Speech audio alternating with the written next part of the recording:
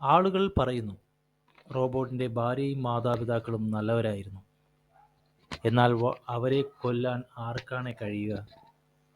ഗ്രാമത്തിലെ ചിലർ റോബോട്ടിന്റെ കുടുംബത്തെ എപ്പോഴും കാണുമായിരുന്നു.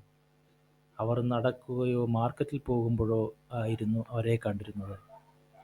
ആരോ പറഞ്ഞു, അവർ 2 മാസം മുമ്പാണ് ഈ ഗ്രാമത്തിൽ വന്നത്.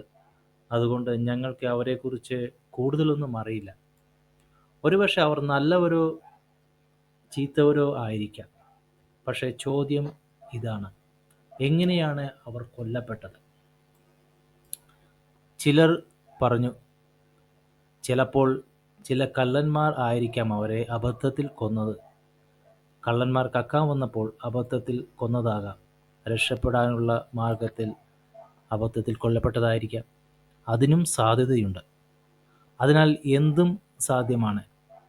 പക്ഷേ ഇത് ഞങ്ങളുടെ ഗ്രാമത്തിൽ വളരെ ദാരുണവും വളരെ സങ്കടകരവുമായ വാർത്തയാണെന്ന് ആൾക്കാർ പുറപ്പെട്ടു. എല്ലാ ആളുകളും കൊലപാതക സ്ഥലം കാണാൻ ആഗ്രഹിച്ചു. പക്ഷേ അവർ ഭയപ്പെട്ടു. ഈ കൊലപാതകം അവരുടെ ഗ്രാമത്തിലെ ആദ്യമായി സംഭവിച്ചതാണ്. അതും ഒന്നല്ല, 5 പേരാണ് കൊല്ലപ്പെട്ടത്. കൊലപാതകം നടന്ന സ്ഥലത്ത് നിരവധി പേർ തടിച്ചുകൂടി. ഈ ഗ്രാമത്തിൽ ഇതാദ്യമാണ് ഇത്തരം കൊലപാതകം നടക്കുന്നത്. എല്ലാ ആളുകളും ഭയപ്പെട്ടു.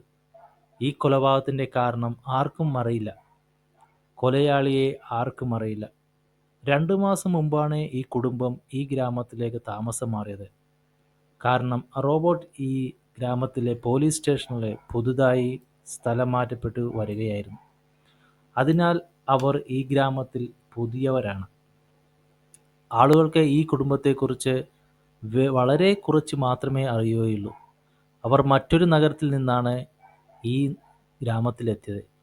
ഇന്നലെ രാത്രി ഡ്യൂട്ടിയിലായിരുന്ന റോബോട്ട് ജോലി കഴിഞ്ഞ് വീട്ടിലെത്താൻ വളരെ വൈകി. വീടിനകത്തും പുറത്തും വെളിച്ചമുണ്ടായിരുന്നില്ല. തൻ്റെ വീട്ടിൽ എന്തോ സംഭവിച്ചതായി അയാൾക്ക് തോന്നി. അല്പം പേടിച്ച് അയാൾ ഭാര്യയെ വിളിച്ചു. വാതിൽ ഭാഗികമായി തുറന്നിരിക്കുന്നെങ്കിലും വീട്ടിനുള്ളിൽ വെളിച്ചമുണ്ടായിരുന്നു. എന്തോ സംഭവിച്ചതായി അയാൾക്ക് തോന്നി.